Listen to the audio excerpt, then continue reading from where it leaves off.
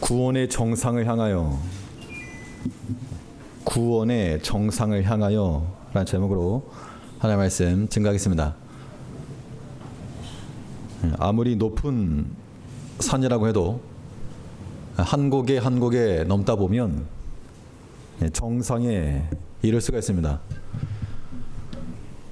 하나님께서 정해놓으신 그 마지막 때, 이것을 우리가 정상이라 그런다면 그 정상의 때가 거의 다가와서 구부능선을 넘고 마지막 한 고개가 남은 거야. 한 고개.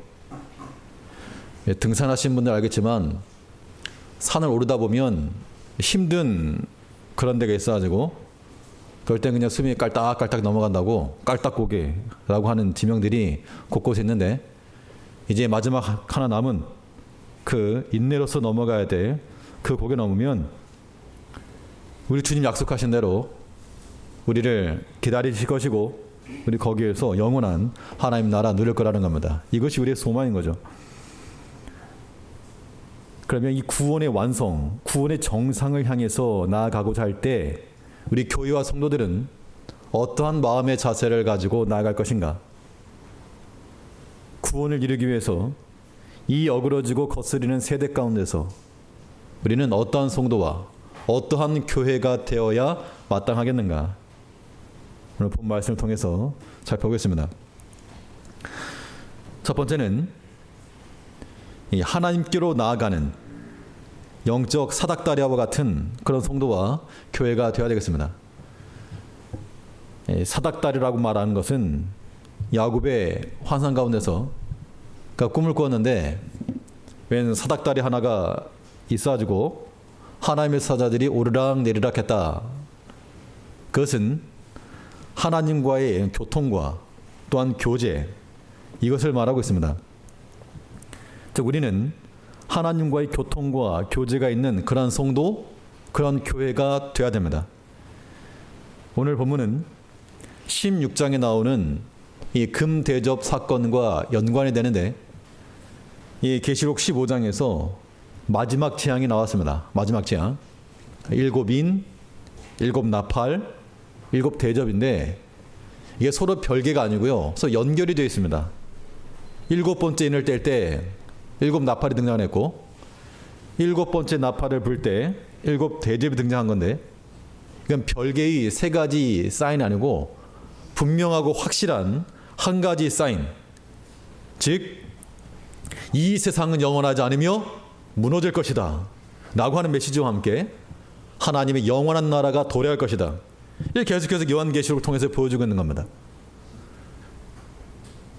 근데 이 계시록 16장이 금 대접 사건인데, 이 사건을 이해하기 위한 그 배경으로서 오늘 본문을 보셔야 됩니다. 우리 5절을 보니까 15장 5절에 또 2일 후에 내가 보니 하늘의 증거 장막의 성전이 열리며, 이 증거 장막의 성전 이렇게 열렸는데요. 우리가 하나님께 나아가는 그 방편으로서 성경에서는 무엇이 등장하고 있는가 하면, 하나님께 나아가는 방편으로서 먼저 돌단이야. 돌단은 이 아담과 하와가 에덴에서 쫓겨난 이후 하나님을 만났던 방식이고, 그래서 이 아담이 먼저 단을 쌓았죠. 그리고 성경에 나오는 바 창세기 보면 아벨이 단을 쌓았고, 또 노아가 단을 쌓았고, 아브라함과 이삭과 야곱이 다 단을 쌓았는데, 그 단에서부터 하나님께서 만나주신 겁니다. 이 돌단이 어디로 연결되는가 하면 성막으로. 그래서 돌단에서부터 성막으로, 그래서 광야를 지나면서 성막을 지었죠. 근데 성막을 만들 때 그냥 만들고 싶은 대로 만든 게 아니고 하나님께서 보여주신 양식대로, 하늘에 있는 그 모형대로 만들었다 그랬습니다. 그래서 이제 이 성막이 없어지고 솔로몬의 성전이 만들어졌죠. 성전은 성막의 연장선입니다. 거의 같은 구조죠.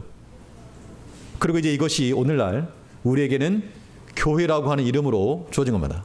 그래서 돌단과 성막과 성전과 오늘날 우리 교회라고 하는 것은 하나님을 만나는, 하나님과의 교제가 있을 수 있는 그러한 교통의 수단인 겁니다.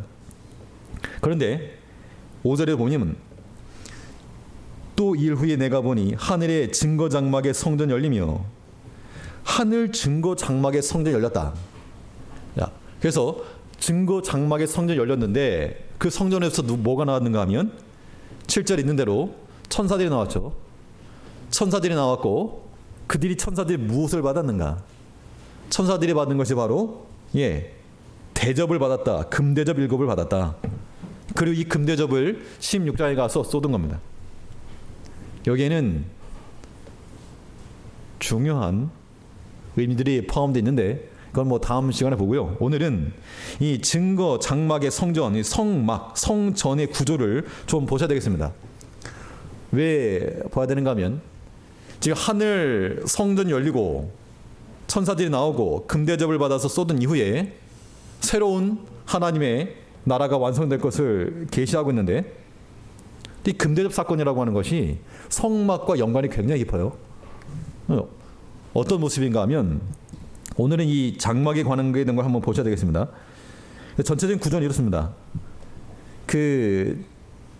이게 좀 가로로는 50규빗이니까 약 22.5m, 세로로는 100규빗이니까 약 45m인데 평수로 따지면 한 300평 된다 그럽니다. 자, 그 중에서 가장 아래쪽에 있는 것이 번제단, 그 위에 물두멍, 그 다음에 네모칸 쳐져 있는 게 성막이고요. 성소. 또 성소는 성소와 지성소 이렇게 나눠집니다. 자, 그러면 맨 처음에 동쪽에 있는 문을 통해 들어가게 되면 무엇이 나타나는가 하면 번제단이 나타나는데 이 번제단은 형태는 이렇게 되어 있습니다. 말 그대로 번제 드리는, 다 태우는 거죠. 번제 드리는 단이고 이 귀퉁이에 보면 네 군데 뿔이 보이죠. 뿔. 똑 튀어나온 거. 이게 뿔입니다. 이 번제단에 들어있는 의미는 세 가지가 있겠는데 이 제물을 잡아서 피를 뿌리고 태우고 이게 그리스도의 대속적 죽음을 상징하고 있습니다. 자, 이 번제단에서 피가 날 것이라고 하는 것은 우리가 뭐 다 알 수 있는 것인데 이 번제단이 또 위로부터 내려온 불로서 시작되었다는 겁니다. 그래서 아까 보았던 것처럼 돌단, 성막, 성전, 교회가 다 불에서부터 시작을 하는데요. 뭐 돌단을 먼저 보게 되면 뭐 여러 가지 돌단을 쌓은 사건이 많이 있었지만 먼저 아브라함이 쌓은 돌단 사이에서 하나님께서 위로부터 불을 주시고 마치 횃불 같은 것이 지나갔다.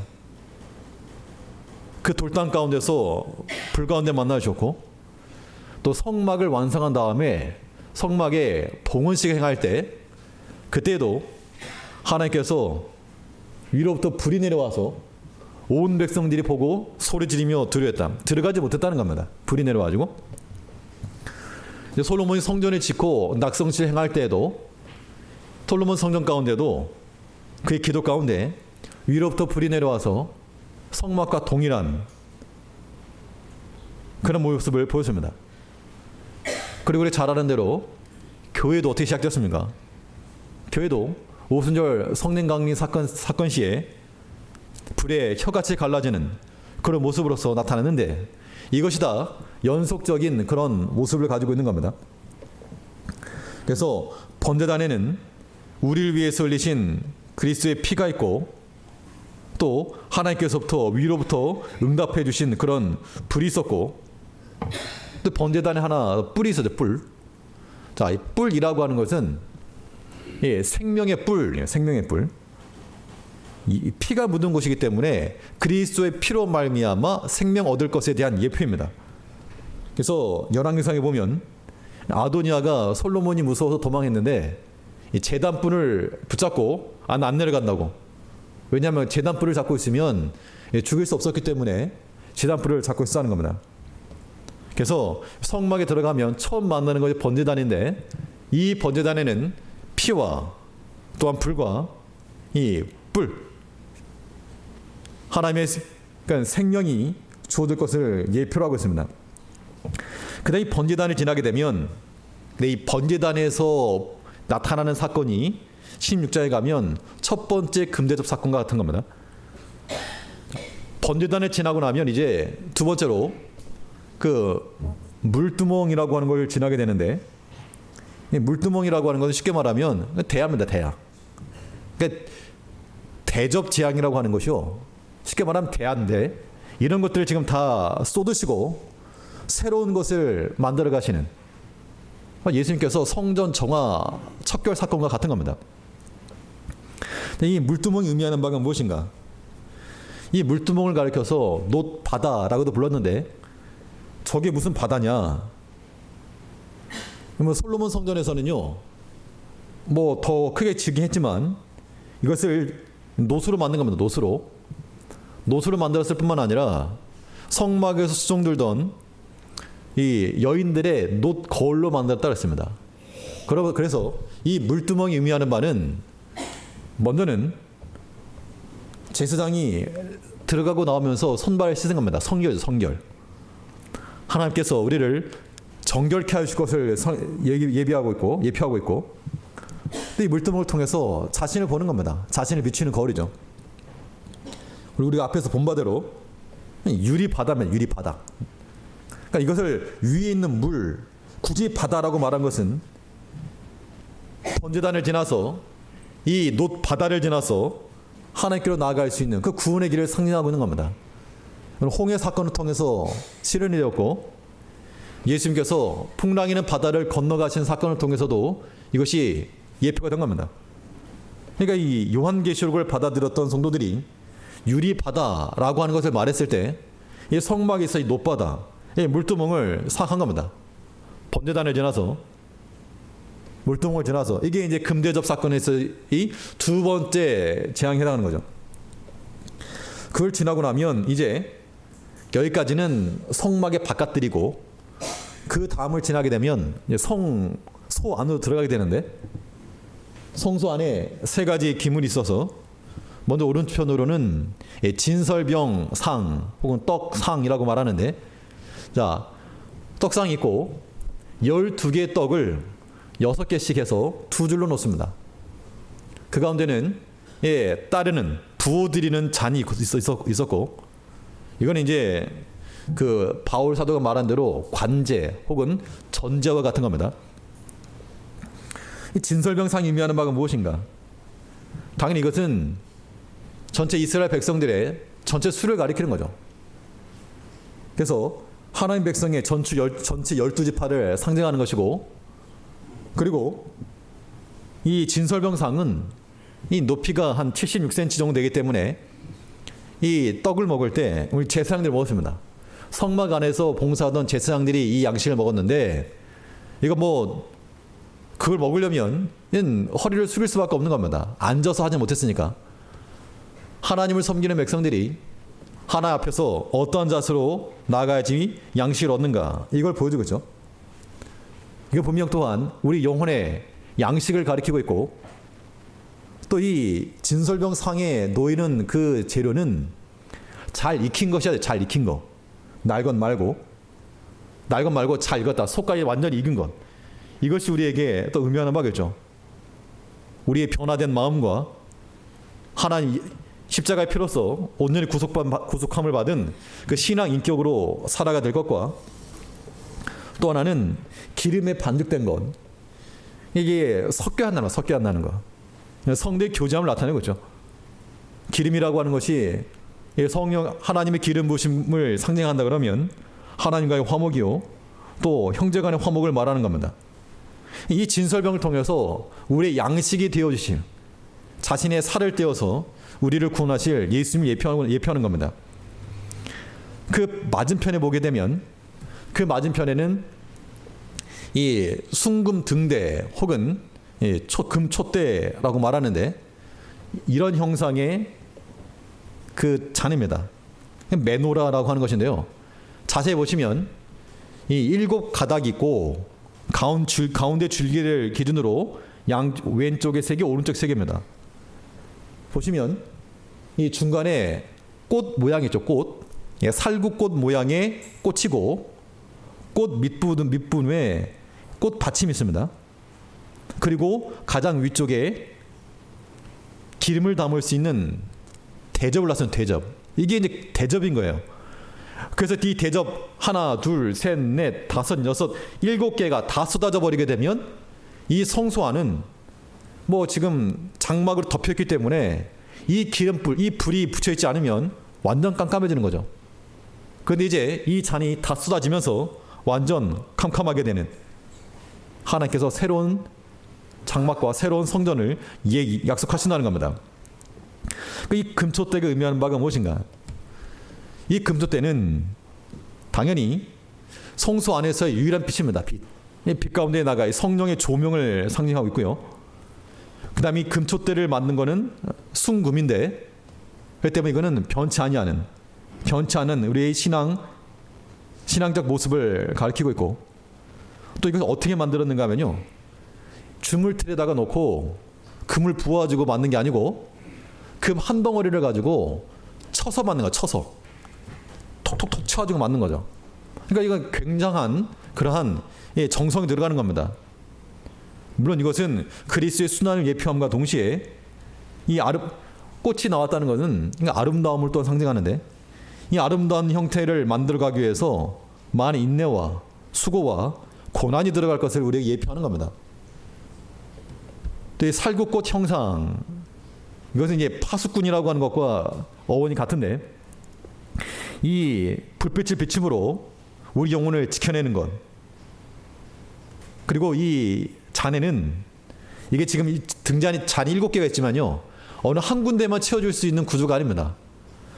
한 군데만 채워줄 수가 없고, 이게 이제 아래쪽부터 쭉 다 연결이 됐기 때문에 관이 한쪽이 막히면 모르겠지만 이게 정상이 되려면 아래부터 쭉 차올라가지고 하나가 차면 다 차는 것이고 하나가 없으면 다 없는 겁니다. 이건 연합과 통일성을 가리키고 있죠. 하나님과 우리 사이에서, 혹은 목회자와 성도들 사이에, 혹은 형제 성도와 성도 사이에 연합과 통일성을 말하는 겁니다. 어느 하나가 막히게 되면 거기는 불이 붙일 수가 없다는 겁니다. 막힘이 있어서 안 되고 연합이 돼야 됩니다. 그 다음에 당연히 여기는 뭘 부는가 하면 기름을 붓죠. 기름을 붓고 여기다 불을 붙이는데요, 불이 꺼지게 해서는 안 됐다 그랬습니다. 아침과 저녁으로 항상 제사장들이 붙었는가 등불을 점검하라 그랬는데, 이거 우리의 신앙적 영역을 살피는 겁니다. 살펴야 돼. 살펴라. 그냥 되는 대로 지내는 것이 아니고 우리 마음 안에 불이 붙어 있는가 살펴야 된다. 이걸 보여주고 있죠. 그래서 오른편에는, 성소의 오른편에는 우리의 양식이 되는 자신의 살을 떼어서 우리를 살리신 그러한 예수 그리스도가 예표되어 있고, 그 좌편에는 성령의 조명하심, 이 빛으로 말미암아 우리가 더 가까운 지성소를 향해 나갈 수 있다는 겁니다. 진설병과 금대를 지나고 나면 그 다음이 나타나는 것이 분향단인데, 분향단은 번제단과 같이 4개의 뿔로 이루어져 있습니다.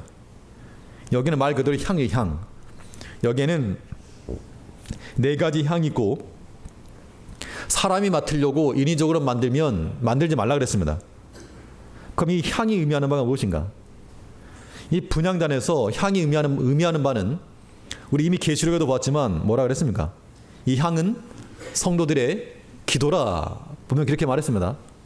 그러니까 하나님께로 나감에 있어서 지성소 가장 가까운 곳에 지금 분향단이 있다는 것은 우리 성도들의 기도라고 하는 것이 하나님을 만날 수 있는 가장 최전방이라는 겁니다. 물론 바른 기도가 드려져야 되니까, 바른 기도가 드려지려면 그 근거로서 하나님의 정확한 말씀과 또한 성령의 조명하심 가운데 그것을 근거로 하는 기도는 하나 앞에 나간다, 그걸 보여주고 있는 겁니다. 또 분향단의 위치가 그러하죠. 지성소 가장 가까운 곳에 위치하고 있었고, 또 분향단에도 뿔이 있는데 이 뿔에는 이 지성소에 들어가서 피를 뿌린 다음에 분향단의 뿔에도 바르게 되어 있습니다. 다시 말하면 성도의 모든 기도는 무엇에 근거해서 드려지는가 하면 우리를 위해서 죽으신 예수 그리스도의 십자가의 피에 근거해서 하나 앞에 들려진다는 겁니다. 또 이 향도 마찬가지로 어떻게 하라 그랬는가 하면 끊치지 않게 하라. 끊어지지 않도록 하라. 그러니까 우리 성도들의 기도가 끊어져서 안 된다는 겁니다. 밥 먹을 때만 기도하시는 거 말고 기도 생활도 끊어지지 않게 해라. 이것이 우리에게 주시는 그런 규례요 말씀인 겁니다.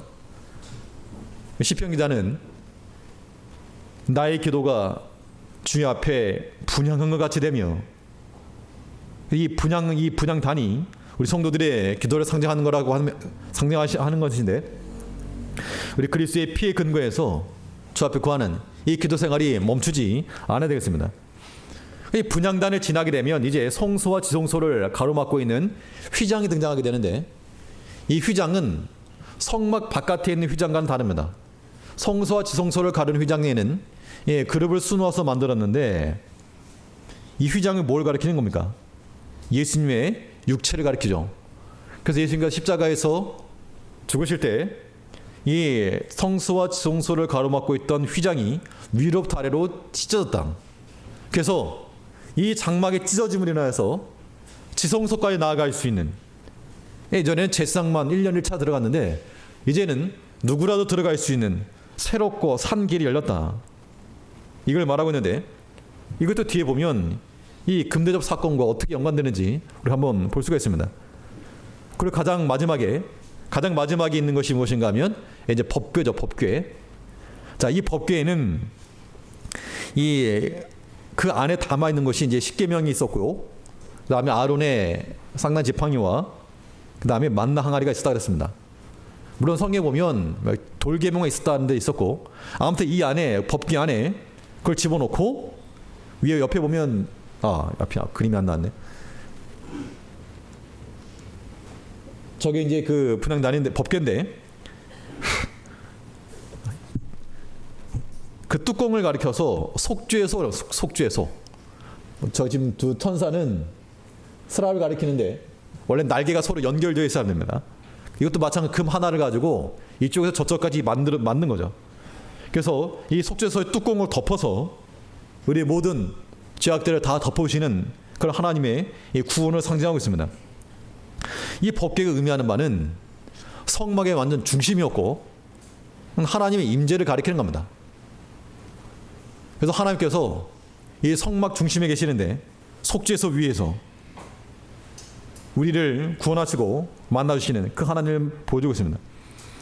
결국 이 장막이라고 하는 것이 처음부터 끝까지 예수 그리스도를 표현하고 있고, 우리를 구원하시는 하나님의 그런 구원 계획을 예표하고 있는 겁니다. 그런데 이제 금대접 사건을 통해서 쏟으시고, 예수님께서 성전에 들어가서 다 엎으신 것 같은 건데, 그 대접을 엎으시고 이제 또한 새롭고 산 하늘의 증거 장막 성전이 열렸다. 이게 이제 하늘로부터 내려오는 새 예루살렘 성이요, 하나님께서 우리에게 주실 그 완전하고 영원한 그의 나라가 되는 겁니다. 결국 이 성전에서부터 우리가 알 수 있는 바, 하나님께로 나아갈 수 있는 길이 열렸다는 겁니다. 그래서 문호에서부터 들어가고, 또 순서는 번제단부터 해서 물두멍, 성소, 지성소 들어가고, 또 법궤로부터 하나님의 구원과 은총이 내려오는 겁니다. 이게 야곱이 보았던 환상이죠. 오르락 내리락 하는 거. 그래서 하나님과의 그런 교제, 교통, 이것이 우리 가운데 있어야 한다는 겁니다. 구원을 향하여 나가는 우리 성도들, 구원을 이루어가는 우리 모든 교회는 당연히 하나님을 만나는, 하나님께로 나아가는 이러한 과업들, 특별히 우리가 하나님의 말씀에 대해서 이 진설병을 항상 놓았어야 됐고, 이 등잔의 기름을 항상 살펴야 됐고, 분향단의 향이 끊어지면 안 되었고, 이것이 이제 우리가 배우고 익혀야 될 모습이라는 겁니다. 영적 사닥다리와 같은 하나님과의 교제를 통해서 하나님께로 나가는 성도와 교회가 되어야 마땅합니다. 이 성전에서부터 천사들이 나올 때 이 천사들이 세마포와 금띠를 뜯다 그랬는데, 7절 말씀을 보시면요, 네 생물 중 하나가 6절 말씀에서 7 지향을 가진 7 천사가 성전으로부터 나와 맑고 빛난 세마포 옷을 입고 가슴에 금띠를 띠고, 천사라도 하나님의 명령을 수행하기 위해서 세마포 옷을 입었다는 것은 제사장을 상징하고, 금띠를 띄었다는 거, 이거 왕권을 상징하죠. 근데 우리는 이미 왕 같은 제사장이라.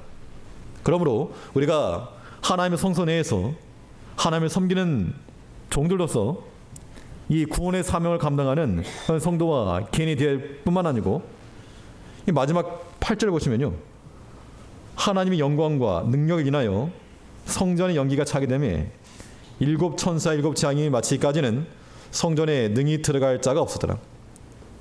이건 앞에 나왔던 것과 동일합니다. 먼저 이 성막이 준공되었을 때, 처음 성막이 완성되었을 때에도 그때 모세가 회막에 들어갈 수 없었고, 왜냐하면 하나님의 영광이 충만했다 그랬죠. 솔로몬 성전을 완성하고 나서도 여호와의 영광이 하나님의 전에 가득함으로 들어가지 못하였고, 오늘 본문 15장 8절에서도 하나님의 영광이 충만하여 능히 들어갈 자가 없었다. 이제 하나님께서 우리에게 하늘에서 보여주시는 새로운 장막을 열려주실 것인데, 이 성전에서 우리가 못할 것인가? 영원토록 하나님 섬기는 겁니다. 성전에서 제사장들이 하나님을 섬기고 백성들 하나님께 나와서 예배드리고 제사했던 것이, 이제 우리가 하나 빌었을 때 하나님 나라에서 영원토록 하나님을 즐거워하며 기쁘고 즐거운 찬송과 노래로 하나님을 섬기게 될 거라고 하는 겁니다. 이것이 우리에게 주어진 마지막 구원의 정상입니다. 그러므로 다른 것이 우리의 목표가 될 수 없고, 오직 이 구원의 완성을 향하여서 하나님과의 영적인 교통과 교제가 있기 위하여서 하나님께로 오르락 내리락 하는 그런 즐거움과 그 기쁨을 가지고 살아가는 우리가 되될 줄 압니다. 네, 기도하겠습니다. 우리 주 예수 그리스도의 십자가 피로써 우리를 구원하시고 하나님께 나아갈 수 있는 새롭고 산 길을 열어주신 아버지 은혜를 감사합니다. 하나님께서 우리에게 날마다 일용할 양식을 주시고, 또 우리의 불이 붙어 있는가 항상 점검하며 분향단의 불이 향이 꺼지지 아니하도록 우리에게 명하셨지만, 우리가 주를 섬김에 있어서 캄캄한 가운데 하나님께로 나아가는 향기로운 향도 없이 인간적인 마음을 가지고 살아가지 아니하게 하시고, 오직 하나님과의 교통함 가운데